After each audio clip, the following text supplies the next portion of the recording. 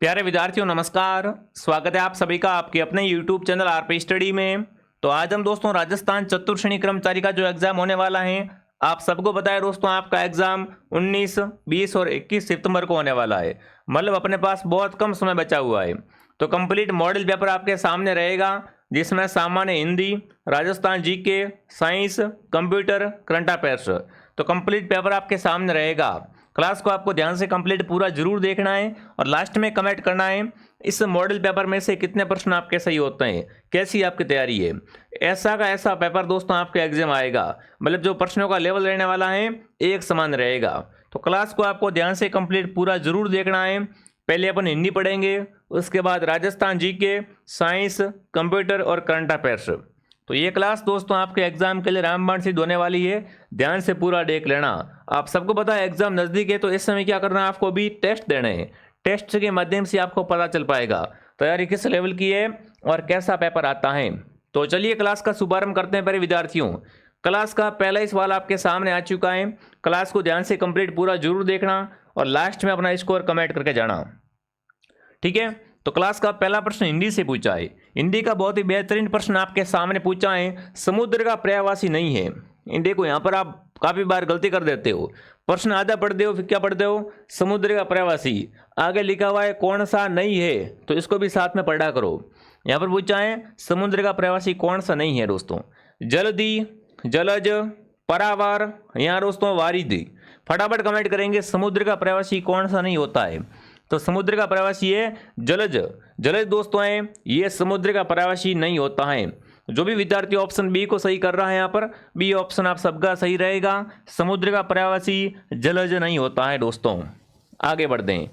इनमें से बादल के लिए कौन सा शब्द प्रयुक्त होता है। अगर बात करें बादल की दोस्तों, बादल के लिए कौन सा शब्द प्रयुक्त होता है, ये आपको बताना है।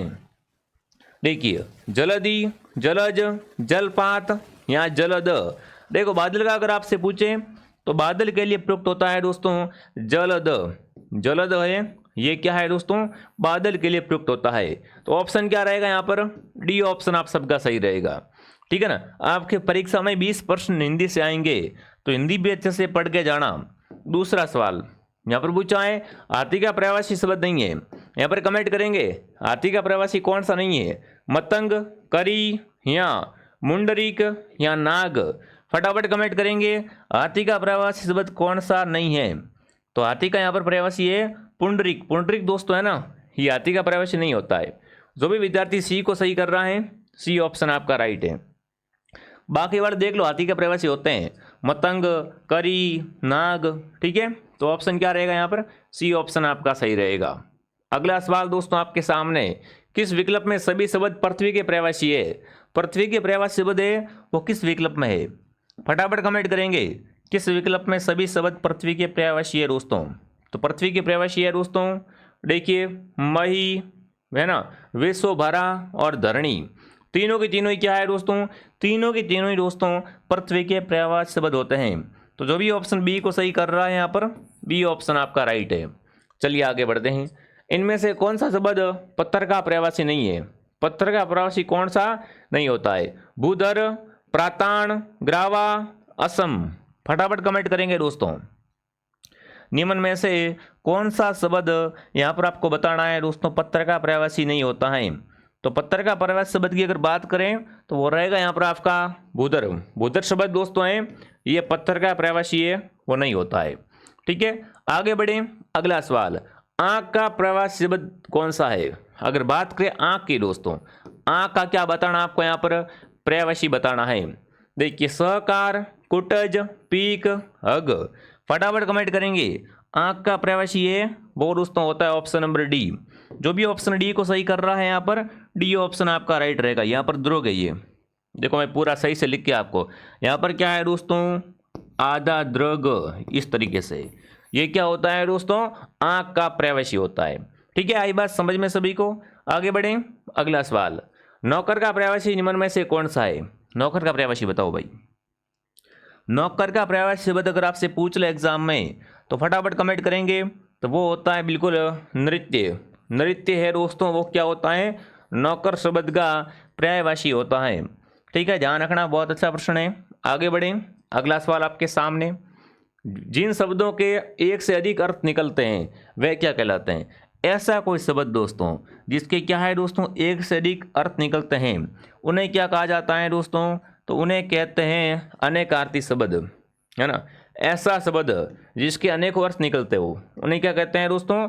अनेकार्थी शब्द कहा जाता है। अगला सवाल, निम्न में से अंक का अर्थ नहीं है। अंक का अर्थ क्या नहीं होता है दोस्तों? गोंद, चिन्ह, भाग्य, गुहा। फटाफट कमेंट करेंगे। अंक का अर्थ कौन सा नहीं होता है आपको बताना है दोस्तों। अंक का अर्थ है वो यहाँ पर दोस्तों गुहा नहीं होता है। जो भी ऑप्शन डी को सही कर रहा है डी ऑप्शन आपका राइट है। अगला सवाल आपके सामने क्या पूछा देखते हैं।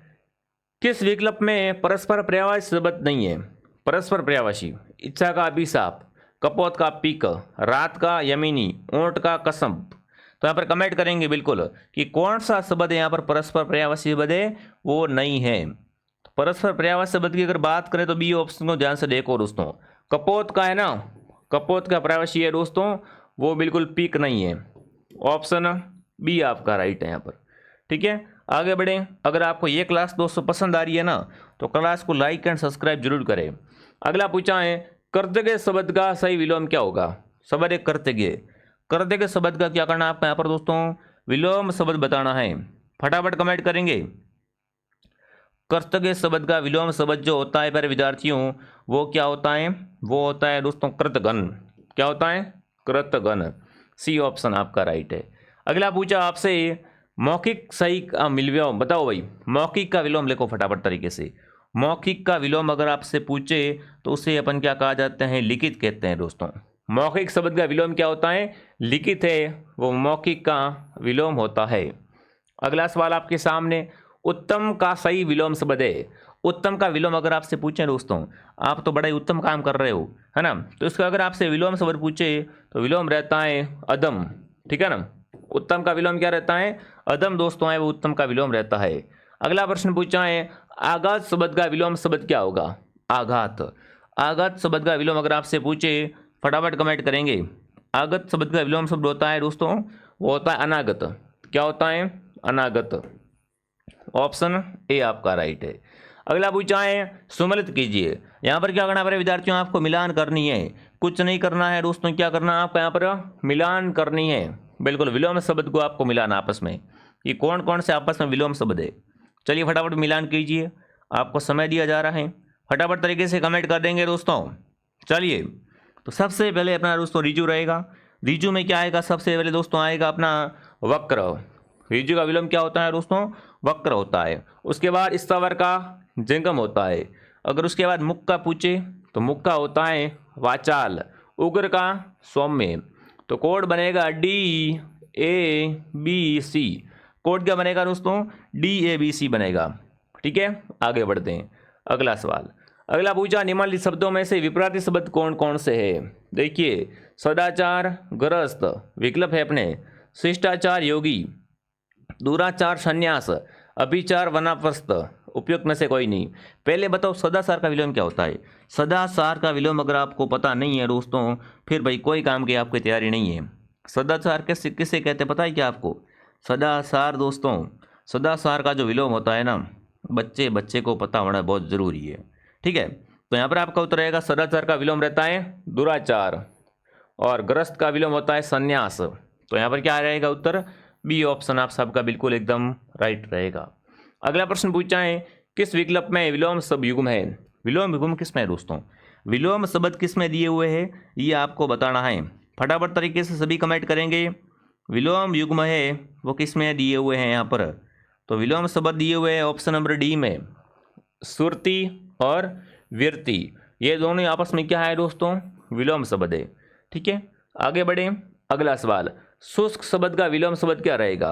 है ना, अपन कहते हैं ये क्षेत्र बहुत शुष्क है ना। शुष्क का विलोम होता है आर्द्र। ध्यान रखना भाई, शुष्क का विलोम क्या रहता है? आर्द्र होता है, वो शुष्क का विलोम होता है। ठीक है, अगला सवाल, व्यष्टि शब्द का विलोम क्या रहेगा? व्यष्टि शब्द जो होता है दोस्तों उसका आपको क्या बताना है? यहाँ पर विलोम शब्द बताना है। फटाफट तरीके से साथ साथ में सभी प्यारे विद्यार्थी कमेंट करेंगे। व्यष्टि शब्द का विलोम शब्द जो रहेगा वो प्यारे साथियों क्या रहेगा? वो रहेगा समष्टि। क्या रहेगा? समष्टि है वो व्यष्टि का विलोम रहेगा। अगला प्रश्न आपसे पूछा है किस क्रम में यथार्थ का विलोम है। यथार्थ शब्द का विलोम शब्द क्या होता है? यथार्थ, यथार्थ का विलोम होता है दोस्तों बिल्कुल आदर्श। क्या होता है? आदर्श। ऑप्शन ए आपका सही रहेगा दोस्तों। दोस्तों आगे बढ़ने से पहले जो भी विद्यार्थी हाईकोर्ट प्यून की तैयारी कर रहे हैं, हाईकोर्ट प्यून का पूरा कोर्स मात्र 299 के अंदर संपूर्ण सिलेबस करवाया जाएगा भाई साहब। हिंदी व्याकरण, अंग्रेजी, संस्कृति, साहित्य, ठीक है। गीता बैच आपको मिलेगा, इसमें पूरा कोर्स मिल जाएगा। इसमें भी स्पेशल ऑफर चल रहा है, तो इसको ज्वाइन कर लो आरपी स्टडी ऐप को डाउनलोड करके। ऐप का नाम क्या है? आरपी स्टडी ऐप का नाम है। इस ऐप को डाउनलोड करो और यहाँ से इस कोर्स को ज्वाइन करो। अगर पेमेंट किसी और नंबर से करना है तो इस हेल्पलाइन नंबर से कांटेक्ट करें। बहुत ही शानदार कोर्स है दोस्तों, और जो विद्यार्थी चतुर्थ श्रेणी की तैयारी कर रहे हैं उनके लिए पूरा कोर्स मात्र 449 में मिल जाएगा। तो ज्वाइन कर लो, अभी भी मौका है, शानदार तैयारी कर सकते हो। अगला प्रश्न आपके सामने पूछा है 2011 की जनगणना के अनुसार राजस्थान की कुल साक्षरता कितनी है दोस्तों? अगर आपसे पूछे 2011 की जनगणना अनुसार राजस्थान की साक्षरता कितनी है दोस्तों, तो वो है 66.1। कितनी है? 66.1। सबसे अधिक साक्षरता वाला जिला। बहुत बार पूछ लेते हैं दोस्तों, वैसे तो मैंने आपको बहुत बार बताया हुआ है। कोटा है वो क्या है? सर्वाधिक साक्षरता वाला जिला है। और सबसे कम साक्षरता है वो है जालोर जिले की। सबसे कम किसकी है दोस्तों? जालोर जिले की सबसे कम है। ठीक है, आगे बढ़ते हैं। अगला प्रश्न आपसे पूछा है जनगणना 2011 के अनुसार राजस्थान का लिंगानुपात कितना है? फटाफट कमेंट करेंगे, है ना। प्रत्येक 1000 पुरुषों पर महिलाओं की संख्या होती है, उसे क्या कहते हैं? लिंगानुपात कहते हैं दोस्तों ना। अगर हमारे गांव में लिंगानुपात दोस्तों देखें, जब हमारे गांव में 1000 पुरुष रहते हैं तो उस पर महिला हैं 928। तो ध्यान रखना विद्यार्थियों, राजस्थान का लिंगानुपात है वो है 928। ठीक है, अगला सवाल, राजस्थान में सर्वाधिक जनसंख्या घनत्व वाला जिला। राजस्थान में सर्वाधिक जनसंख्या घनत्व वाला जिला कौन सा है? राजस्थान का सर्वाधिक जनसंख्या घनत्व वाला जिला है वो है दोस्तों जयपुर। जयपुर का घनत्व बहुत अधिक है, जयपुर के बाद जोधपुर है। ठीक है, अगला सवाल, अगला पूछा है 2011 की जनगणना या जनसंख्या के आंकड़ों के अनुसार राजस्थान में जनसंख्या वृद्धि की दर क्या है ना। अगर आपसे पूछे 2011 के आंकड़ों के अनुसार राजस्थान की जनसंख्या वृद्धि दर क्या है, तो वृद्धि की दर दोस्तों है वो अपनी है बिल्कुल कितनी दोस्तों? फटाफट एक बार कमेंट करेंगे सभी साथी। वो कितनी है दोस्तों? 21.3% क्या हुई है दोस्तों? जनसंख्या में वृद्धि दर रही है। अगला प्रश्न आपसे पूछा मेरे विद्यार्थियों, राजस्थान के किस जिले का ग्रामीण लिंगानुपात 1000 से अधिक है? मतलब राजस्थान का ऐसा जिला दोस्तों जिसका ग्रामीण लिंगानुपात कितना है दोस्तों? 1000 प्लस है। तो वो अपना कौन सा जिला हो जाएगा? बिल्कुल, जिसका ग्रामीण लिंगानुपात 1000 से अधिक है दोस्तों वो है पाली। पाली का लिंगानुपात दोस्तों है ना 1000 से अधिक है। अगला सवाल, सर्वाधिक बौद्ध धर्मावली राज्य किस जिले में है? अगर बौद्ध धर्मावली की बात करें दोस्तों, तो बौद्ध धर्मावली की जो संबंध है या सर्वाधिक ये है कहाँ पर? तो ये है अलवर में। कहाँ पर दोस्तों? अलवर में। अगला प्रश्न आपके सामने क्या पूछा है, जनगणना 2011 में 0 से लेकर 6 आयु वर्ग के जनसंख्या का लिंगानुपात कितना है? शिशु का पूछा है। शिशु होता है दोस्तों, उसे क्या बोलते हैं? 0 से 6 वर्ष की आयु में आता है ये। तो फटाफट कमेंट करेंगे राजस्थान का शिशु लिंगानुपात। तो राजस्थान का शिशु लिंगानुपात दोस्तों है वो है अपना 888। 888 क्या है? राजस्थान का शिशु लिंगानुपात है। अगला सवाल आपके सामने, समाचार पत्र है ना महाजन रूल शुरू कहाँ और कहाँ से प्रकाशित हुआ था? फटाफट कमेंट करेंगे। समाचार पत्र दोस्तों है जिसका नाम अगर आपसे पूछे तो नाम दोस्तों इसका है वो बिल्कुल आप सबको ध्यान रखना है। कौन सा दोस्तों? बिल्कुल समाचार पत्र दोस्तों आपका है, इसके अनुसार आपको बताना है ये कहाँ से प्रकाशित हुआ था। फटाफट कमेंट करेंगे। बहुत ही शानदार, बहुत ही अच्छा प्रश्न है। तो देखते हैं आप सबका उत्तर यहाँ पर क्या आता है। चलिए, सबका आंसर यहाँ पर दोस्तों आना चाहिए, है ना। मजरूल सुरूर जो समाचार पत्र का प्रकाशन दोस्तों हुआ था वो अपने कहाँ से हुआ था? ये हुआ था भरतपुर से। भरतपुर से दोस्तों 1849 में। ठीक है, अगला सवाल, 1923 में ब्यावर से राजस्थान नामक साहित्य साप्ताहिक समाचार पत्र किसने स्टार्ट किया? है ना, राजस्थान नामक दोस्तों क्या था? साप्ताहिक समाचार पत्र था। और इसको ब्यावर से स्टार्ट किसने किया था? तो वो दोस्तों किया था ऋषिदत्त मेहता ने, ठीक है ना। राजस्थान नामक समाचार पत्र साप्ताहिक था, इसकी शुरुआत ब्यावर से हुई थी और किसने इसको स्टार्ट किया था दोस्तों, ऋषिदत्त मेहता ने इसको स्टार्ट किया था। अगला पूछा है अजमेर में राजस्थान सेवा संघ की स्थापना किसने की। अजमेर की अगर बात करें दोस्तों राजस्थान सेवा संघ की स्थापना के बारे में, तो अजमेर में राजस्थान सेवा संघ की स्थापना की थी दोस्तों विजय सिंह पथिक ने। किसने की थी दोस्तों, विजय सिंह पथिक ने। अगला सवाल आपके सामने, राजस्थान में पत्रकारिता के भीष्म पितामह कहलाते हैं। राजस्थान में पत्रकारिता के भीष्म पितामह दोस्तों आए, वो किससे कहते हैं, वो कहते हैं पंडित जाबरमल शर्मा को। जाबरमल शर्मा है ना, ये क्या कहलाते हैं राजस्थान में दोस्तों, पत्रकारिता के भीष्म पितामह कहलाते हैं। अगला सवाल, स्वामी दयानंद सरस्वती ने सुप्रसिद्ध ग्रंथ सत्यार्थ प्रकाश का प्रकाशन कहाँ से किया। फटाफट कमेंट करेंगे। स्वामी दयानंद सरस्वती का दोस्तों ग्रंथ है सत्यार्थ प्रकाश। सत्यार्थ प्रकाश का जो प्रकाशन किया दोस्तों वो कहाँ से किया था, ये आपको बताना है। सत्यार्थ प्रकाश का प्रकाशन दोस्तों इन्होंने कहाँ से किया था, चलिए तो बिल्कुल आप सबका उत्तर आ चुका है ऑप्शन नंबर ए, अजमेर से, ठीक है। अगला पूछा है पड़ ठंडी करना से क्या तात्पर्य। पड़ ठंडी करना से क्या तात्पर्य, कमेंट करेंगे दोस्तों। पड़ ठंडी करने का मतलब होता है दोस्तों पड़ फट जाने या खराब हो जाने के बाद फड़ का पवित्र जल में विसर्जन करना क्या होता है दोस्तों, पड़ ठंडी करना कहलाता है। ऑप्शन ए आपका राइट है। कठपुतली कला की जन्मस्थली किसे माना गया है। कठपुतली कला की जन्मस्थली अगर आपसे पूछें दोस्तों तो कठपुतली की जन्मस्थली राजस्थान है। राजस्थान क्या है दोस्तों, कठपुतली कला की जन्मस्थली है। थेवा कला केंद्र है, थेवा कला है दोस्तों प्रतापगढ़ की। कहाँ की है दोस्तों, थेवा कला का संबंध प्रतापगढ़ से है, ये आपको यहाँ पर क्या करना है, ध्यान रखना है। अगला सवाल, प्रजा सेवक समाचार पत्र के संस्थापक कौन थे। समाचार पत्र का नाम है प्रजा सेवक। प्रजा सेवक समाचार पत्र के बिल्कुल प्रकाशक या संपादक थे, उनका नाम था अश्लेंद्र प्रसाद शर्मा। कौन थे, अश्लेंद्र प्रसाद शर्मा। वर्धा में राजस्थान सेवा संघ की स्थापना कब की गई। वर्धा में राजस्थान सेवा संघ की स्थापना दोस्तों की गई थी वो 1900, फटाफट कमेंट करेंगे, 1919 में, ठीक है ना। विजय सिंह पथिक द्वारा राजस्थान सेवा संघ की स्थापना 1919 में वर्धा महाराष्ट्र में की गई थी, ये बात आपको अच्छे से ध्यान रखना है। आगे बढ़ते हैं। अगला, विजय सिंह पथिक ने राजस्थान केसरी का प्रकाशन कहाँ से प्रारंभ किया। राजस्थान केसरी समाचार पत्र किसका था दोस्तों, विजय सिंह का, और इसका प्रकाशन इन्होंने कहाँ से स्टार्ट किया था, ये किया था वर्धा से। जो ये वर्धा कमेंट कर रहा है यहाँ पर, वर्धा ऑप्शन आपका राइट है। मुंशी समर्थन दास चारण द्वारा अजमेर में 1889 में समाचार पत्र का प्रकाशन किया, उसका नाम क्या था। फटाफट कमेंट करेंगे भाई, फटाफट कमेंट करेंगे। तो ये यहाँ पर क्या आ गया, अलग आ गया, ठीक है। इसको छोड़ो, ये प्रश्न थोड़ा क्या है, टाइपिंग मिस्टेक है, इसमें ऑप्शन कुछ और दिए गए हैं, थोड़ा टाइपिस्ट ने गड़बड़ कर दी है, इसको छोड़ देते हैं। देखिए आगे बढ़ने से पहले दोस्तों, जो विद्यार्थी सीईटी की जारी कर रहे हैं, सीईटी का संपूर्ण कोर्स 599 के अंदर मिल जाएगा आपको। पूरा संपूर्ण पाठ्यक्रम पर आधारित रहेगा, विशेष मार्गदर्शन भी आपको मिलता रहेगा, 100% परीक्षा पैटर्न पर आधारित रहेगा।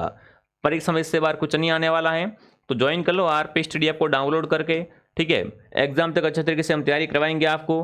अगर पेमेंट किसी और नंबर से करना है तो देखो हेल्पलाइन नंबर है, इस हेल्पलाइन नंबर से कॉन्टैक्ट करें। बहुत ही शानदार कोर्स है, आपको पता है राजस्थान में सीईटी कितनी इंपॉर्टेंट है। अगर आप सीईटी पास करते हो तो ही आप आने वाली भर्ती में बैठ पाओगे, तो सीईटी के लिए आप जरूर ज्वाइन करें दोस्तों।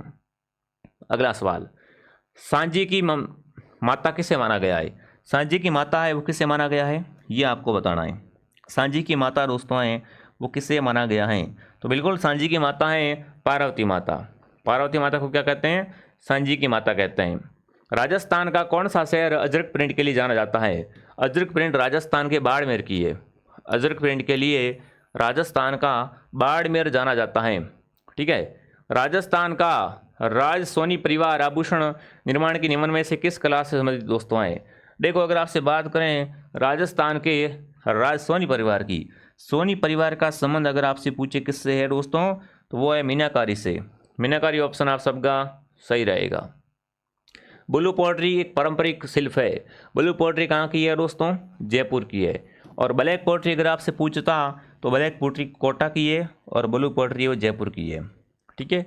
अगला पूछा है मोजरी का संबंध किससे है। मोजरी होती है ना मोजरी, मोजरी का संबंध किससे है दोस्तों, तो मोजरी होती है वो क्या होती है, एक तरीके की बिल्कुल जूता आभूषण, बिल्कुल। हाँ, फटाफट एक बार कमेंट करेंगे। मोजरी वैसे तो अपने मारवाड़ में क्या होता है दोस्तों, जूता भी होता है, बट यहाँ पर अब अगर आपसे पूछे ऑफिशियल तरीके से कि बताओ भाई मोजरी का अर्थ क्या होता है, तो यहाँ पर क्या आएगा, जूते। बहुत बढ़िया। अगला प्रश्न पूछा है, Maharaj school of arts and crafts की स्थापना किस राजस्थानी शासक के द्वारा की गई थी?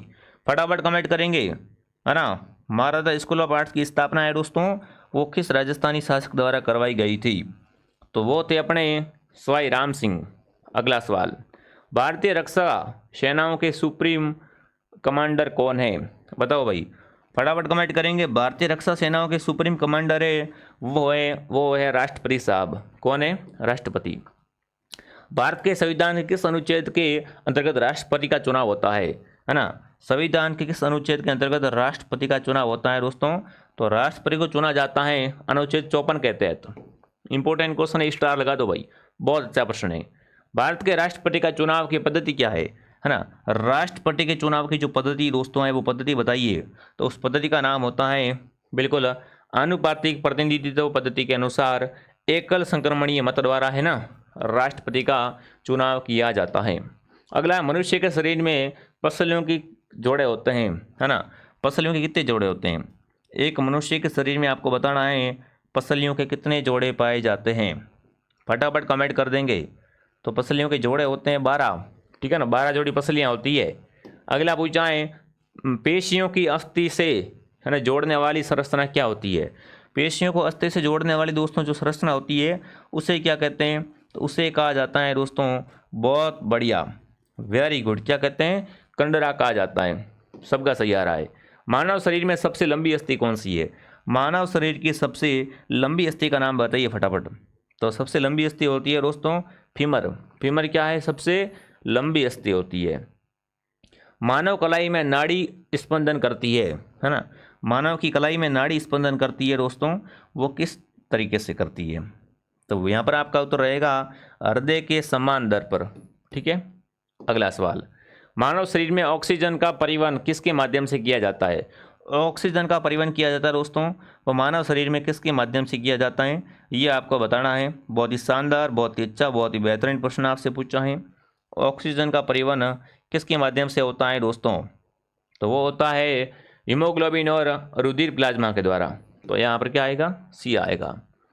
8 से 12 जनवरी 2025 को राजस्थान का युवा महोत्सव कितने युवाओं को यूथ आइकन अवार्ड से सम्मानित किया गया? इसमें जो अवार्ड मिला है ना दोस्तों, अवार्ड कितने युवाओं को मिला है? इसमें अवार्ड मिला है दोस्तों कुल 11 युवाओं। कितने दोस्तों? 11 युवाओं को। जनवरी माह में नई दिल्ली में आयोजित ग्रामीण भारत महोत्सव 2025 का आदर्श वाक्य क्या था? फटाफट कमेंट करेंगे दोस्तों। जनवरी माह में आयोजित दोस्तों नई दिल्ली में क्या है कार्यक्रम था? उसका नाम था भारत महोत्सव 2025 का आदर्श वाक्य अगर आपसे पूछे तो इसका आदर्श वाक्य था, गांव बढ़े तो देश बढ़े। गांव बढ़े तो देश बढ़े, ये इसका आदर्श वाक्य था। राजस्थान सरकार द्वारा शिक्षा संकुल स्थित राजीव गांधी शिक्षा भवन का नाम बदलकर किस ऐतिहासिक व्यक्तित्व के नाम पर रखा गया है? इसका नाम चेंज कर दिया गया है दोस्तों। अभी इसका वर्तमान में अगर आपसे नाम पूछे तो वर्तमान में इसका नाम दोस्तों चेंज कर दिया गया है। वो किसके आधार पर किया गया है? वो दोस्तों अहिल्या होलकर के नाम के आधार पर चेंज कर दिया गया है, ठीक है। अगला है, मुख्यमंत्री स्वनिधि योजना के तहत कितने रुपए तक ऋण बिना गारंटी उपलब्ध करवाया जाएगा? बिना गारंटी के दोस्तों ऋण उपलब्ध करवाया जा रहा है। वो कितने यहाँ पर दोस्तों बताना है रुपए तक का लोन मिलता है। इसमें लोन मिलता है दोस्तों कुल 80,000 तक का लोन है ना, बिना गारंटी के मिलता है, ठीक है। अगला पूछा है, राजस्थान एकीकृत स्वच्छ ऊर्जा नीति 2024 के अनुसार 2030 तक राजस्थान में अक्षय ऊर्जा की क्षमता कितनी गीगावाट तक बढ़ाने का लक्ष्य रखा गया है? कितनी ऊर्जा बढ़ाने का लक्ष्य रखा गया है? तो लक्ष्य रखा गया है भाई साहब, अब तक क्या है दोस्तों, बिल्कुल 2030 तक 125 गीगावाट क्षमता हो जानी चाहिए, ऐसा टारगेट है। गणतंत्र दिवस 2025 के अवसर पर किस देश के राष्ट्रपति को मुख्य अतिथि के रूप में स्वीकृत किया गया था? तो ये कल मैंने आपको करवाया था करंट अफेयर में दोस्तों। भाई जब अपने क्या था यहाँ पर गणतंत्र दिवस था दोस्तों, तो आप सबको पता है कि बाहर से मेहमान आए थे, ठीक है। और वो आपको बताना है कि जो मेहमान आए थे दोस्तों वो किस देश के थे? फटाफट कमेंट करेंगे। वो दोस्तों थे इंडोनेशिया के, ठीक है। अगला प्रश्न पूछा, जनवरी 2025 में उपराष्ट्रपति जगदीश धनखड़ द्वारा विमोचित पुस्तक parliament parts of function and privileges के लेखक कौन है? बिल्कुल एक पुस्तक निकाली गई है, इसके लेखक अगर आपसे पूछे फटाफट कमेंट करेंगे इसके लेखक, इसके राइटर कौन है? तो इसके राइटर दोस्तों थे वो थे अपने यहाँ पर doctor K S. Chauhan. Doctor K S. Chauhan. जनवरी 2025 में केंद्र सरकार ने कौन से वेतन आयोग का गठन की घोषणा की है? बिल्कुल जनवरी 2025 की अगर बात करें विद्यार्थियों, केंद्र सरकार के कौन से वेतन आयोग की दोस्तों गठन की घोषणा हुई है? तो वो घोषणा हुई है ऑप्शन नंबर सी। कौन सा दोस्तों वेतन आयोग लगेगा? 8वां वेतन आयोग। ठीक है, आगे बढ़े। निम्नलिखित में से किस स्थान पर दुनिया का सबसे ऊंचा 3D प्रिंटेड बनकर स्थापित किया गया है? बिल्कुल उस गांव का नाम बताओ जहां पर दुनिया का सबसे ऊंचा दोस्तों 3D प्रिंटर बनकर स्थापित किया गया है। तो उस गांव का नाम दोस्तों है लेह। क्या नाम है दोस्तों? लेह। अगला है, जनवरी 2025 में केंद्रीय कैबिनेट ने राष्ट्रीय स्वास्थ्य मिशन जिसे अपन NHM को कितने वर्ष तक के लिए बढ़ाने की मंजूरी दी है? NHM को बढ़ा दिया गया है दोस्तों, और इसको कितने वर्ष बढ़ा दिया गया है? तो इसको टोटल 5 वर्ष की बढ़ाने की अनुमति प्रदान कर दी गई है। ठीक है, अगला पूछा, आप MS वर्ड में कितनी भी वर्ण की घात टाइप करना चाहते हो तो निम्न में से कौन से विकल्प चुनेंगे? अगर आपको MS वर्ड में घात को प्रेस करना है दोस्तों, अगर आपको घात लगानी है ना, तो घात लगाने के लिए कौन सा दोस्तों आप ऑप्शन चुनते हो? तो आपको क्या करना पड़ेगा? सुपर क्रिस्टल को ओपन करना पड़ेगा।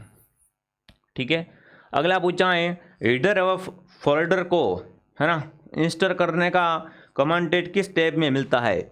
ये जो टैब में मिलता है दोस्तों, टैब का नाम बताइए।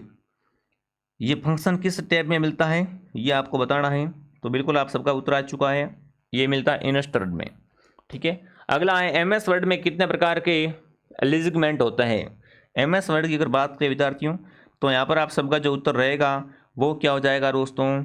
बहुत बढ़िया, हाँ जी, यहाँ पर आएगा 4। इसमें क्या होते हैं? एलिमेंटर होते हैं। ठीक है, निम्न में से कौन सा MS वर्ड में फॉन्ट स्टाइल नहीं है? Superscript, bold, regular, italics. इनमें से आपको बताना MS वर्ड में कौन सा फॉन्ट स्टाइल नहीं होता है? तो MS वर्ड में सुपर क्रिस्टल फॉन्ट है वो नहीं होता है। अगला है, MS वर्ड में फाइल क्या कहलाती है? MS वर्ड की जो फाइल होती है दोस्तों उसे क्या कहते हैं? तो MS वर्ड की जो फाइलें होती है ना, उन्हें पहले विद्यार्थियों क्या कहा जाता है? उन्हें कहते हैं डॉक्यूमेंट। क्या कहा जाता है दोस्तों? डॉक्यूमेंट कहा जाता है। तो ये अपनी क्लास थी। आई होप ये क्लास दोस्तों आपको पसंद आई होगी। अगर आप भी राजस्थान में BSTC की तैयारी करना चाहते हो तो कम कोर्स मिल जाएगा। चतुर्थ श्रेणी का पूरा कोर्स मात्र 449 में मिल जाएगा। जो भी सब्जेक्ट आपका कमजोर है आप तैयार कर सकते हो अभी भी। ठीक है, आई कोड का कोर्स मात्र 299 के अंदर, और जो विद्यार्थी CET की तैयारी कर रहे हैं CET का कोर्स 599 के अंदर। जिसने भी दोस्तों RP स्टडी ऐप को डाउनलोड नहीं किया है आपको डाउनलोड करें और यहाँ से कोर्स परचेस करें। पेमेंट किसी और से करना है तो हेल्पलाइन नंबर से कॉन्टैक्ट जरूर करें। ठीक है, बाकी बहुत ही अच्छा कंटेंट अच्छी क्वालिटी के साथ मिलेगा। अभी एग्जाम में टाइम बहुत कम बचा हुआ है तो सब्सक्राइब कर लो। जो भी क्लास आ रही सारी क्लास से आपको देखनी है और बढ़िया शानदार तरीके से तैयारी करनी है। तो चलिए विद्यार्थियों, मैं आपका मिलता हूँ नेक्स्ट क्लास में दोस्तों। जय हिंद, जय भारत।